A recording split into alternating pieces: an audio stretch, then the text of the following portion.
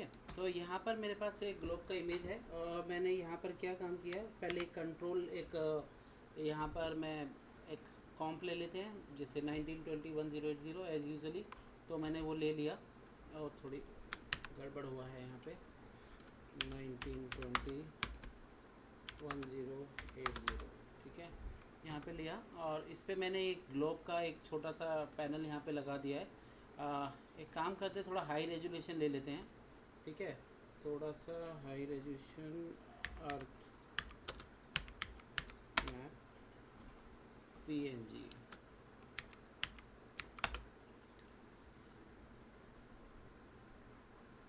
ठीक है। इसमें से कोई मैं एक मैप निकाल लेता हूँ जो थोड़ा हाई रेजोल्यूशन का होगा।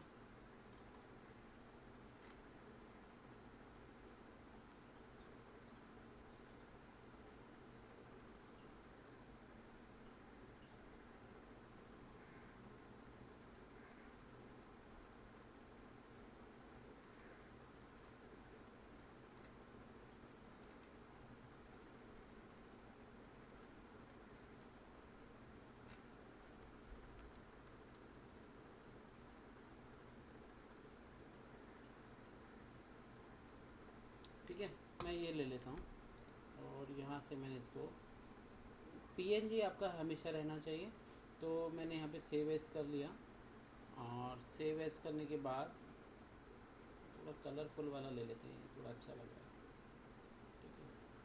सेव एज मैंने डेस्कटॉप पे इसको सेव कर दिया, ठीक है।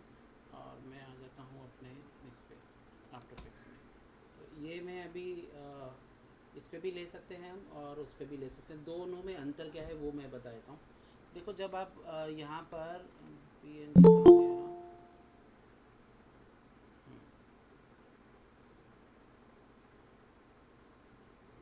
ठीक है। जब आप यहाँ पर ये इस टाइप का मैप लेते हो जिसमें कोई ट्रांसपेरेंसी नहीं होती है, तब आपके पास यहाँ पर जो स्पीयर आप इस पर ड्रैग करोगे तो वो वहाँ पर बिल्कुल कोई उसके पीछे का कोई एलिमेंट आपको दिखाई नहीं देगा, ठीक है। और अगर मैं यहाँ पर सॉरी, मैंने फिर से यहाँ पर ये वाला जो मैंने अभी डाउनलोड किया है इसको भी मैं यहाँ पे ले आया और इस पर अगर मैं सॉरी इसको बंद कर देता हूँ मैं, ठीक है। इस पर भी अगर मैं CC स्पीयर डालता हूँ तो दोनों में एक चीज़ें है कि जो हमारे पास हम PNG फॉर्म्स में लेते हैं तो उसमें क्या दिखता है, हमें पीछे का भी इन्वायरमेंट इसमें दिखता है। ये आप देखोगे यहाँ से, अगर मैं इसको ग्रे कर देता हूँ इन्वायरमेंट को तो आपको दिखेगा, ठीक है, पीछे भी दिख रहा है। तो यहाँ से ग्लोब बन जाता है, इसको हम कभी भी यहाँ से स्केल नहीं करते हैं, ठीक है, नहीं तो उसकी क्वालिटी ख़राब हो जाती है। स्केल करने के लिए हमें कहाँ पे आना पड़ता है, यहाँ पे रेडियस में, तो यहाँ रेडियस से ही हम उसे स्केल करेंगे। स्केल करने के बाद आपके पास यहाँ पे रोटेशन में आप आओगे, आपको X रोटेशन, Y रोटेशन और ये Z रोटेशन सब मिलती है।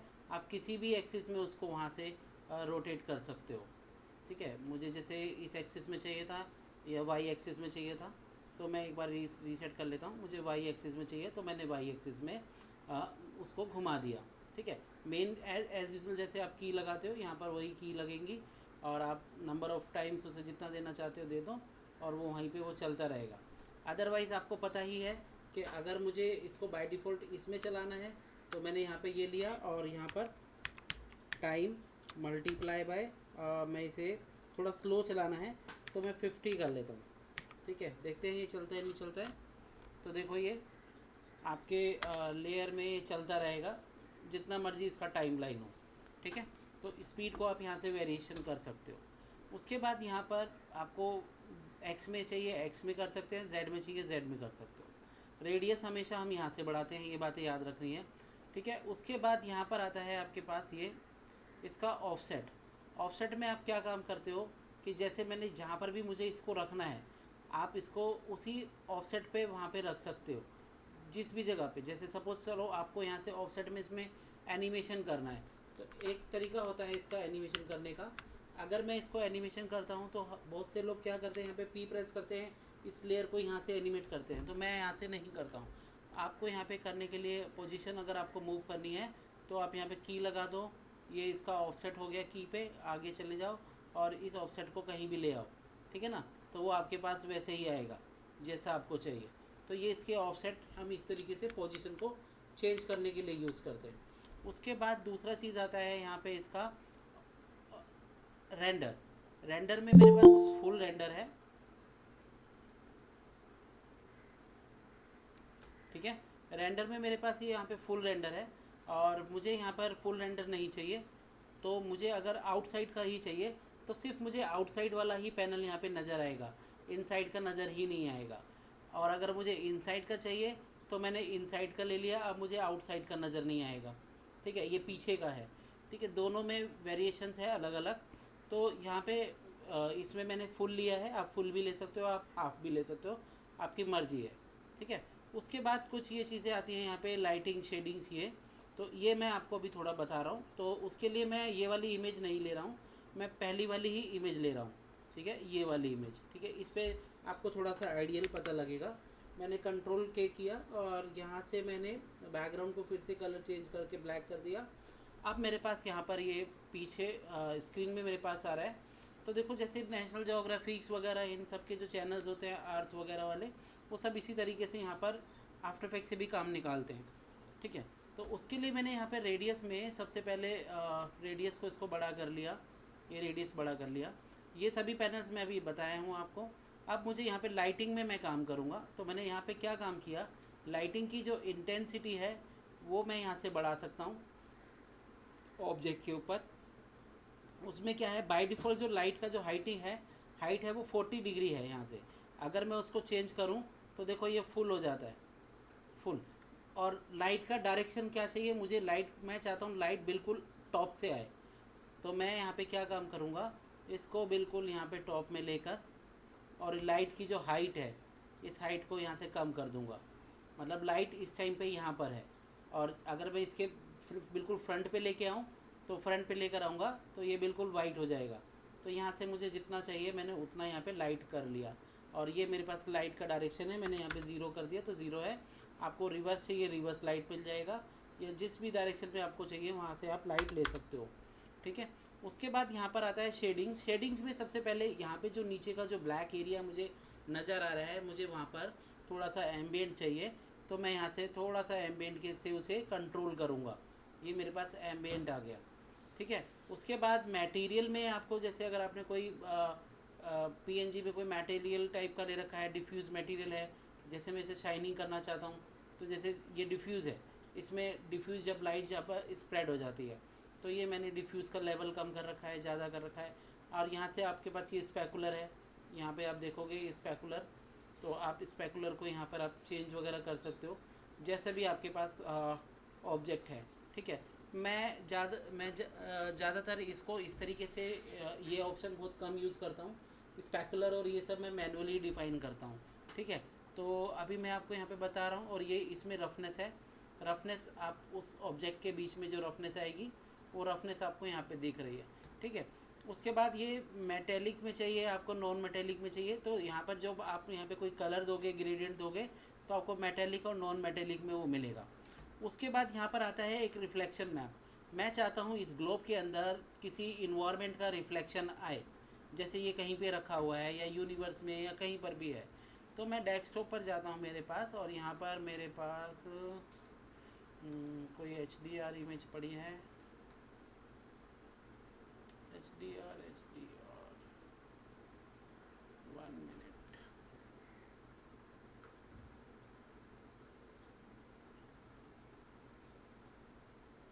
चलो मैं कोई और ले लेता हूँ, ठीक है। सपोज़ करो मैंने यहाँ से ये मूवी वाला ही ले लिया, ठीक है। ये मूवी का लिया, मार्शल मूवी का, और मैं कंट्रोल F कर दिया, सॉरी इसको मैं लेकर आ गया नीचे और इसको मैंने थोड़ा सा आगे रखा और कंट्रोल F करके इसे फुल कर देता हूँ मैं, ठीक है। अब मुझे यहाँ पे क्या करना पड़ेगा, यहाँ पर मैं पैनल में आऊँगा, यहाँ से मुझे जो इमेज है वो इमेज का मुझे यहाँ से वो सिलेक्ट करनी पड़ेगी। तो ये वहाँ से सिलेक्ट हो जाएगी इमेज, और उसके बाद मुझे बैकग्राउंड में नहीं चाहिए तो मैं बैकग्राउंड में इसको ऑफ़ कर दूँगा, बट वो यहाँ पे मेरे पास काम करेगी। अभी वो इस यहाँ पे रिफ्लेक्शन नहीं आ रहा है, क्यों नहीं आ रहा है, क्योंकि रिफ्लेक्टिविटी जो मेरे पास है वो ज़ीरो है। तो आप देखोगे वो इमेज भी यहाँ पर आपको दिख रही है इस ग्लोब में, ठीक है। अभी तक कुछ डाउट है यहाँ तक? तो पूछ सकते हो, ठीक है। उसके बाद यहाँ पर रिफ्लेक्शन मैप में यहाँ पर इंटरनल शेडोज़ हैं। ये इंटरनल शेडोज़ अगर आप 3 या 4 तरीके का अलग पीएनजी वगैरह आप लगाते हो तो आपको यहाँ पे इंटरनल शेडो और ये फॉल ऑफ मिलेगा। इनका भी इतना नीड नहीं है आपके पास यहाँ पर, ठीक है। तो हमारा जो काम है वो हम यहाँ से ग्लोब के अंदर कोई भी रिफ्लेक्शंस वगैरह ले सकते हैं। तो ये है ग्लोब के बारे में। सेम चीज़ है अगर मैं यहाँ से ग्लोब ना लूँ और मैंने उसके बाद यहाँ पर आप इफ़ेक्ट्स में लेयर आपके पास सिलेक्ट है, इफ़ेक्ट्स में आ जाओ, लेयर में इफ़ेक्ट्स में पर्सपेक्टिव कहाँ गया, अब उसमें आपके पास ये सीसी सिलेंडर है उसी तरीके से। तो ये क्या होगा, पूरे सिलेंडर के ऊपर उसको रैप अप कर देगा, इस सिलेंडर की रेडियस में उसको रैप अप कर देगा। और यहाँ से आप उसको रोटेशंस वगैरह देखकर आप देख सकते हो, किसी ऑब्जेक्ट को अगर आपको रोटेट कराना है, इस टाइप का कुछ इफ़ेक्ट्स चाहिए आप कर सकते हो अलग से, ठीक है। तो ये आपके पास यहाँ पर एक इफ़ेक्ट्स है, ठीक है। तो ये शेप के ऊपर है कि आपको किस टाइप का शेप चाहिए, ठीक है। उसी तरीके से यहाँ पर आता है एक और शायद एक और आता है, सिलेक्ट करते हैं इफ़ेक्ट्स में, पर्सपेक्टिव में, सीसी सिलेंडर हो गया, स्पीयर हो गया, हाँ ये दो ही हैं, ठीक है। तो इस तरीके से आप यहाँ पे ना इसको आप जनरेट कर सकते हो कोई भी किसी भी ग्लोब को, और अपना एक पर्टिकुलर एनिमेशन वहाँ पे बना सकते हो, ठीक है। तो अभी मैं स्पीयर और सीसी स्पीयर के बारे में इसलिए बताया कि आप लोग कुछ प्रोजेक्ट्स बना रहे हो तो आप कर सकते हो, ठीक है। इसमें एक चीज़ और है, अगर सपोज़ करो मेरे पास मैं कोई इफ़ेक्ट्स बनाना चाह रहा हूँ और मैंने कंट्रोल, मेरे पास कॉम्प है और मैंने कॉम्प पर लिख दिया यहाँ पर ABC, जो भी मैंने लिखा ये लिख दिया, ठीक है।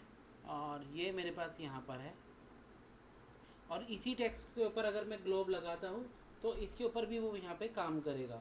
जैसे यहाँ पर मैंने ग्लोब ना लगा के मैंने सीसी सिलेंडर कर लेते, ठीक है, सीसी सिलेंडर कर लेते। तो आपका जो टेक्स्ट है, टेक्स्ट में अगर आप यहाँ पर इसको फुल करके आप आउटसाइड कर दोगे तो आप जब आप यहाँ से रोटेट करोगे तो आपका जो टेक्स्ट है वो सॉरी कहाँ गया ये, पोजीशन हो गया, मुझे इसका रोटेशन करना था, ठीक है। तो ये इसका रोटेशन पे यहाँ पे रोटेट होता रहेगा, टेक्स्ट ये रोटेट होता रहेगा तो वो घूमता रहेगा। तो ये आप ग्लोब के ऊपर, अगर मेरे पास यहाँ पर जो इमेज थी मैंने एक ये बनाया और यहाँ पर मेरे पास ये जो इमेज है, ये इमेज को नीचे ले आया और इसके ऊपर मैंने यहाँ पर स्पीयर लगा देता हूँ, ये स्पीयर लगा दिया, ठीक है, ये स्पीयर हो गया। तो और इस स्पीयर का मैंने साइज़ बढ़ा लिया। तो अभी आपको यहाँ पे क्या दिखेगा कि ये जो टेक्स्ट है अर्थ भी घूम रही है और यहाँ पर आप उसके आगे पीछे ये ओवरलैपिंग्स हो रहे हैं टेक्स्ट, ठीक है। तो यहाँ से भी आप वो चीज़ कर सकते हो। अब यहाँ पर मैंने स्पीयर क्यों नहीं लिया इसके ऊपर, अगर मैं स्पीयर लूँगा तो क्या होगा, ये जो मेरे पास टेक्स्ट है ना वो स्ट्रेच हो जाएगा, क्योंकि वो उस फॉर्म के ऊपर रैप होगा, उस फॉर्म पे मुझे वो रैप नहीं चाहिए, तो इसलिए मैंने यहाँ पर सिलेंडर लिया है, ठीक है। तो इस टाइप से आप आगे कर सकते हैं। तो अब मैं आज का असाइनमेंट लेके चल रहा हूँ जो आप लोगों ने फिनिश करना है, ठीक है। आज मैं थोड़ा सा आपको लाइव एक्शन के बारे में आज यहाँ से लेके चल रहा हूँ थोड़ा थोड़ा, ताकि आगे चल के आपको नया ना लगे। तो उसके लिए मैं सबसे पहले यहाँ पे न्यू कॉम तो अभी ले लेते हैं। सबसे पहले मैंने डेस्कटॉप पे गया और यहाँ से मेरे पास असाइनमेंट, जो आज आपका असाइनमेंट है, ठीक है। तो यहाँ पर जब भी हमारे आपके पास जब स्टूडियोज़ में आएगी तो स्टूडियोज़ में जो भी फुटेज आपके पास आएगी वो कोई वीडियो फॉर्म में नहीं आएगी, वो आपके पास आएगी सीक्वेंस फॉर्म में, मतलब फ़ोटोज़ के फॉर्म में आएगी, जिसमें उसमें सीरियल नंबर प्रॉपर दिए हुए होंगे। जैसे डिटेल है, जैसे 40 हो गया, 41, इस तरीके से। तो आपको यहाँ पर किसी भी एक आइटम पर क्लिक करना है। क्लिक करने से पहले आपको यहाँ पर क्या ध्यान रखना है, PNG सीक्वेंस ऑन होना चाहिए, ठीक है। और यहाँ पर आप ओके करोगे तो ये फॉर्म, जब ये जो हमारे पास आइकन होता है इस सीक्वेंस का आइकन होता है, तो इसको मैं यहाँ पे सिंपली ड्रैग करूँगा तो उसी साइज़ का वो कॉम बन जाएगा जिस साइज़ का ये मुझे फ़ोटो मिला था, ठीक है। तो अब अगर मैं यहाँ पे से प्ले करता हूँ तो यहाँ पे एक मेरे को छोटा सा आज मैं आपको ट्रैकिंग के बारे में बता रहा हूँ। तो आज मैं आपको कॉर्नर पिन के बारे में बताऊँगा, पर्सपेक्टिव कॉर्नर पिन के बारे में। आपने देखा होगा हैरी पॉटर जैसी मूवी देखी होंगी, और उस मूवीज़ में आपने देखा होगा कि कैरेक्टर खड़े हो जाते हैं वॉल के सामने, और वॉल के अंदर कुछ फ़ोटो फ्रेम्स लगे रहते हैं, और उन फोटो फ्रेम्स में कुछ वीडियोस चल रही होती हैं, ठीक है। तो ये सेम टेक्निक्स वही है सर सॉफ्टवेयर। हाँ, इंपोर्ट का वापस बता ना सीक्वेंस किसका? सीक्वेंस ये रिकॉर्डिंग हो रहा है ना, फिर दोबारा से फिर वो लोग कंफ्यूज हो जाएंगे, हाँ ओके सर। है ना। तो यहाँ पर क्या है कि इस क्लास के बाद बता देता हूँ, ठीक है।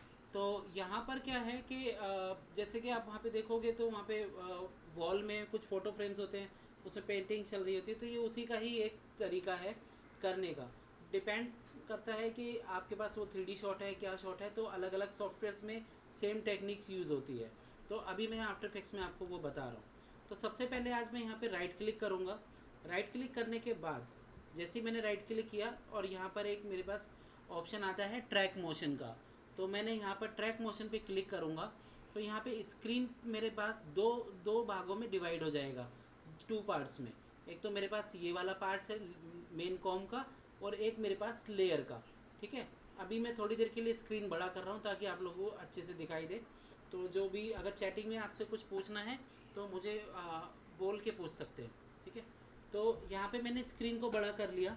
अब बड़ा करने के बाद स्क्रीन में आज मेरे पास ये मेरे पास फाइनल कॉम्प हो गई, और ये मेरे पास हो गया ट्रैकिंग का कॉम्प जहाँ पर मैं ट्रैकिंग करूँगा। और यहाँ पर जैसे ही आप यहाँ पे मैंने क्लिक किया तो आपके पास एक नया पैनल ऐड हो जाता है, जिसको हम बोलते हैं यहाँ पर ट्रैकिंग पैनल, ट्रैकर, ठीक है। तो ट्रैकर में बाय डिफ़ॉल्ट आपके पास यहाँ पर एक सिंगल पॉइंट आता है।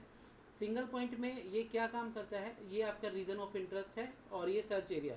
इसका मैं आपको नोट्स दूंगा बनाने के लिए, तो मतलब इसकी मैं थ्योरी का आपको बता दूंगा। आपको बस सिंपल क्या रखना है, आपको यहाँ पर ये जो पॉइंट्स है इस पॉइंट्स को इन पॉइंट्स के ऊपर रखना है। तो क्या काम करेगा सिस्टम, सिस्टम इनको ट्रैक करेगा और इस पॉइंट की इंफॉर्मेशन इस ट्रैकर के अंदर डाल देगा। अभी मैं दिखा रहा हूँ, ठीक है। जैसे ही मैंने यहाँ पे देखो ओपन करता हूँ तो यहाँ पे मेरे पास मोशन ट्रैकर ऑन हो जाता है। अभी मेरे पास क्या है, ट्रैकर 1 है। तो स्क्रीन में आप देखोगे यहाँ पर ट्रैकर 1 है, उसमें कोई भी फीचर्स नहीं है, कोई भी साइज़ नहीं है, कुछ भी नहीं है, सब कुछ ज़ीरो पे है, ठीक है। तो यहाँ पर सबसे पहले इस टाइप की जो फ़ोटोज़ हमें करनी, जब हम करते हैं 4 पॉइंट्स को लगा के, इसको हम बोलते हैं कॉर्नर पिन या 4 पॉइंट ट्रैकिंग, ठीक है। तो यहाँ पर मैं 4 पॉइंट ट्रैकिंग करने जा रहा हूँ। तो उसके लिए सबसे पहले मुझे यहाँ पे क्या करना होगा, इस ट्रैकर पैनल में आके ये जो ट्रैक टाइप है, ट्रैक टाइप को यहाँ से चेंज करके मुझे यहाँ पर पर्सपेक्टिव कॉर्नर पिन करना पड़ेगा। अब देखो यहाँ पर जैसे ही मैंने पर्सपेक्टिव कॉर्नर पिन किया ना, तो यहाँ पे कुछ गड़बड़ हो गया। ये जो क्या है, 1 नीचे चला गया, 2 ऊपर चला गया, 3 इधर चला गया, 4 इधर चला गया। तो आप कभी भी आफ्टर इफेक्ट्स में जब भी आप काम करते हो, तो ये काम करने से पहले मैंने अभी एक बार ट्रैकर डिलीट कर दिया है। कहीं पर भी क्लिक करने से पहले, जैसे मैंने राइट क्लिक किया, यहाँ पे ट्रैक मोशन किया, और ट्रैक मोशन क्लिक करने, मैंने अभी कहीं पे क्लिक नहीं कर रहा हूँ। क्लिक करने से पहले ही आप यहाँ पर आ जाओ और यहाँ पर आप इसको पर्सपेक्टिव कॉर्नर पिन कर दोगे, तो ये बाय डिफ़ॉल्ट 1 2 3 4 सीक्वेंस में जनरेट हो जाएगा। अदरवाइज़ वो प्रॉब्लमेटिक क्रिएट करेगा। तो आफ्टर इफेक्ट्स में ये थोड़ा सा डिसएडवांटेज है, ठीक है। तो आप यहाँ से इसको सेट कर सकते हैं। तो सबसे पहले मैं यहाँ पे क्या काम करूँगा, मैंने यहाँ पर ये जो प्लस का जो आइकन दिख रहा है, मिडिल से मैंने इसको उठाया और मैंने यहाँ पर इसको रख दिया, ठीक है, पहला आइटम। उसके बाद यहाँ पर ये मैंने दूसरा, और आपको मेक श्योर रखना है कि आप फर्स्ट फ्रेम पे हो या लास्ट फ्रेम पे, ठीक है। और बीच में भी आप रख सकते हो, कंडीशन आएगी मैं बता दूंगा जब, ठीक है।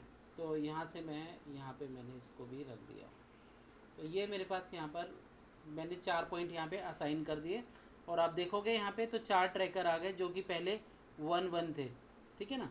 तो यहाँ पे मैंने सभी को एक्सपेंड कर दिया, ठीक है। ये सभी ट्रैकर को यहाँ पे एक्सपेंड कर रहा हूँ। यहाँ पर आप देखोगे थोड़ा सा नीचे चलते हैं, ठीक है।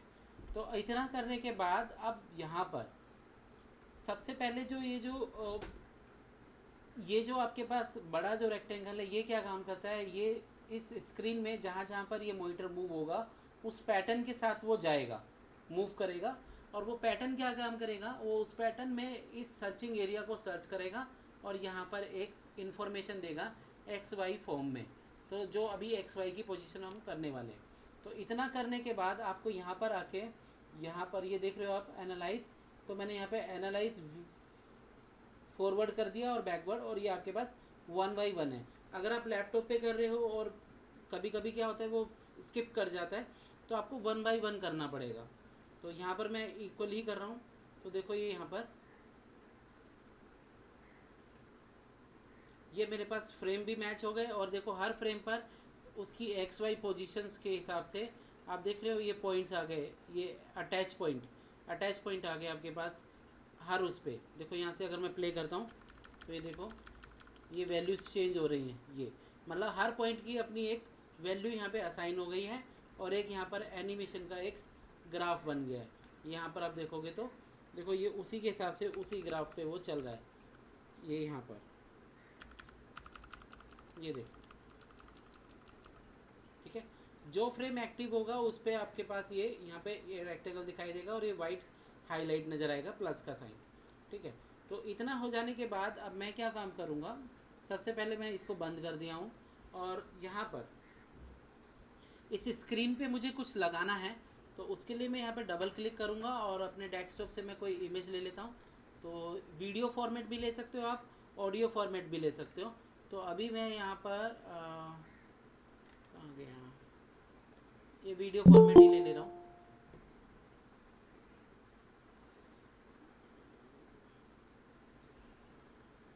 ठीक है, वीडियो फॉर्मेट लिया, और वीडियो फॉर्मेट को मैंने पहले से ही यहाँ पे ऊपर रख दिया। ठीक है, यहाँ पे आप पहले भी कर सकते थे ये काम, कोई दिक्कत नहीं थी, बाद में भी कर सकते हो। ठीक है, और वीडियो फॉर्म्स में मैंने इसको थोड़ा सा आगे की तरफ कर दिया, ताकि यहाँ पे मुझे नज़र आए कि स्क्रीन में वीडियो क्या चल रही है। एक मिनट, बहुत ज़्यादा बड़ा है यहाँ से। ठीक है, तो अब मैंने क्या काम किया, ट्रैकर पॉइंट में आ गया। अब ट्रैकर में मैं यहाँ पर आ गया, तो देखो अब बाय डिफ़ॉल्ट क्या होता है, जब मैंने ट्रैकर को सिलेक्ट किया तो यहाँ पे पहले अप्लाई ऑप्शन था, अभी वो अप्लाई ऑप्शन यहाँ पर एक्टिव नहीं है।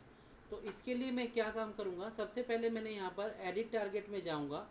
एडिट टारगेट में यहाँ पर जिस भी लेयर को पे आपने ये डाटा डालना है, ये इन्फॉर्मेशन डालनी है, वो लेयर यहाँ पर डिसाइड कर रखनी है।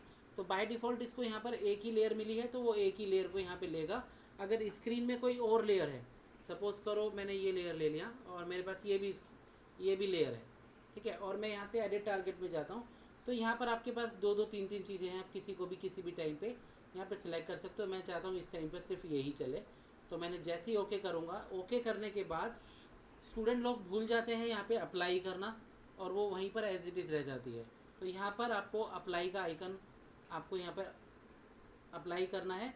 अप्लाई करने के बाद आप देखोगे ये जो इमेज है वो उन 4 पॉइंट्स पर फिक्स हो गई। अभी मुझे इसका कोई नीड नहीं है, तो मैंने इसको यहाँ से बंद कर दिया। अब मैं आ गया यहाँ पर। तो अभी आप देखोगे जो फुटेज है, नीचे वाली इमेज में डिलीट कर देता हूँ, ठीक है। अब ये फुटेज है वो उसी के ऊपर ही चल रही है, देखो, ठीक है। तो ये इसके ऊपर चल रही है। तो अब यहाँ पे दूसरी चीज़ क्या है कि मेन जो मेरे पास फुटेज थी वो ये थी, ठीक है, और उसके ऊपर मैंने ओवरलैपिंग किया ये। अब मुझे क्या चाहिए यहाँ से, ये नीचे वाली जो फुटेज है, इस फुटेज में से अगर मैं ये एक और ग्रीन एरिया हटा दूँ, ट्रांसपेरेंट कर दूँ, और उसको मैं इसके ऊपर रख दूँगा, तो क्या होगा, वो फुटेज के ऊपर ओवरलैप हो जाएगी। तो यहाँ पर ओवरलैप करने के लिए मैं क्या काम करूँगा, यहाँ पर ये ग्रीन स्क्रीन दिया हुआ है, तो आज मैं एक बेसिक कीइंग बता रहा हूँ आपको। कंट्रोल डी किया मैंने यहाँ पर, और इस लेयर को मैंने ऊपर लिया, और इस लेयर पर आप इफ़ेक्ट्स में आओगे। इफ़ेक्ट्स में आज कीइंग में आप यहाँ पे लोगे पहला की लाइट, ठीक है। जैसा फोटोशॉप में कुछ कलर वगैरह डिलीट करते हैं ना, तो वैसे ही यहाँ पर हमारे पास की लाइट प्लगइन्स होता है, जो हर सॉफ्टवेयर में अवेलेबल है। फाउंड्री का है, ये ग्रीन स्क्रीन रिमूव करने के काम आता है। तो मैंने यहाँ से सिलेक्ट किया। सबसे पहले मैं यहाँ पर इसमें इसको बताऊँगा कि भाई यहाँ से मुझे कौन सा कलर हटाना है। तो स्क्रीन का कलर मैंने यहाँ से सिलेक्ट किया, और यहाँ पे सिलेक्ट किया, तो सबसे पहले वो कलर वहाँ से चला गया, ठीक है। अब यहाँ पर कितना परसेंट वो गया है, कितना परसेंट नहीं गया है, वो मुझे देखने के लिए क्या करना पड़ेगा, मैं आता हूँ यहाँ पे फाइनल रिज़ल्ट में। फाइनल रिज़ल्ट में मैं इसको सोर्स अल्फ़ा, यहाँ पर आप सोर्स अल्फ़ा कर सकते हो, सॉरी, यहाँ पर आपको यहाँ पर देखना है इसका कहाँ गया आपके पास स्टेटस में, एक मिनट, इंटरमीडिएट रिजल्ट पे भी नहीं आएगा आपका। एक हाँ, स्क्रीन मैट। ठीक है, तो स्क्रीन मैट में आपके पास जब ये ऑप्शन आप यहाँ पे सिलेक्ट कर लोगे तो आपके पास स्क्रीन मैट में ये दिखाई देगा कि जितना भी ये ग्रे ग्रे है ना, इस ग्रे के नीचे वो ट्रांसपेरेंट है। अगर मैं दिखाऊं तो अगर आप देखोगे यहाँ पर अभी नज़र नहीं आएगा। जैसे ही मैं यहाँ पर एक अलग टाइप का कोई लेयर लगाता हूँ नीचे, देखो ये मैं एक रेड कलर का लेयर लगाता हूँ, ओके किया और मैंने यहाँ पे रख दिया। और इसको जो स्क्रीन का जो कलर है उसको अभी मैंने नॉर्मल ही जो है फाइनल रिज़ल्ट पे रहने दिया। तो आप देख रहे हो यहाँ पे कुछ मुझे ये रेड स्टोन नज़र आ रही है। ठीक है, ये क्यों नज़र आ रही है? क्योंकि ये मेरे पास जो स्क्रीन है, अगर मैं इसको देखूँ, इसका अल्फ़ा चैनल देखूँ यहाँ से, ये अल्फ़ा चैनल में देखता हूँ तो यहाँ पर जितना भी ये ग्रे स्केल है वहाँ पे वो ट्रांसपेरेंट नज़र आएगी। इसलिए मुझे यहाँ पे क्या करना है, यहाँ पे जो फेयर इनफ बनाना है मुझे, मेरे अल्फ़ा चैनल्स को प्रॉपर वाइट रहे और एक अच्छी सॉलिडिटी आए। तो उसके लिए मैंने यहाँ पर इसको हटा दिया और यहाँ पर मैं बिना अल्फ़ा चैनल में आए हम यहाँ पर क्या काम करते हैं, यहाँ पर आने के बजाय मैंने यहाँ पे स्क्रीन मैट लिया। अब स्क्रीन मैट में यहाँ पर मुझे दो चीज़ें करनी है। सबसे पहले मैं स्क्रीन मैट में आ जाता हूँ। स्क्रीन मैट में मुझे जो यहाँ पे कंट्रोल करना है वो करना है क्लिप का ब्लैक कलर और क्लिप का वाइट कलर, ताकि यहाँ पे जो वैल्यूज़ है वो वैल्यूज़ जो वाइट के नज़दीक है वो वाइट में हो जाए और जो ब्लैक के नज़दीक है वो ब्लैक में चली जाए नियर। ठीक है, तो मैंने यहाँ पे लाइव अल्फ़ा भी ओपन कर दिया है और यहाँ से मैं इसको वैल्यू को चेंज कर रहा हूँ। तो आप देखोगे जैसे मैंने क्लिप वाइट को कम किया यहाँ पर, तो ये मेरे पास देखो सॉलिड बनता जा रहा है। ये सॉलिड बन गया मेरे पास, यहाँ पर ये सॉलिड बना। अब अगर सॉलिड बन भी गया है तो अगर मैं यहाँ पर इसको देखता हूँ स्क्रीन मैट में, तो यहाँ पर ये मेरे पास फाइनल रिज़ल्ट में ये मेरे पास यहाँ पर ये मैट बन गया। ठीक है, और यहाँ पर अगर मैं यहाँ से अगर स्क्रीन के थ्रू भी करना चाहूँ तो मैं यहाँ से भी इसको कम और ज़्यादा यहाँ से हम इसको कर सकते हैं। तो देखो ये मेरे पास मैट है, यहाँ पे मैंने मैट को कम किया और यहाँ से मैंने वाइट का जो ब्लैक का जो वैल्यू है उसको थोड़ा सा यहाँ पर नज़दीक पे मैंने उसको कम किया। ठीक है, और यहाँ से मैं उसको हल्का सा कम किया। तो ये क्या है कि मेरे पास स्क्रीन के ऊपर एक मेरे पास यहाँ पे थंब आ जाती है, मतलब ये इसके ऊपर ओवरलैप हो गई।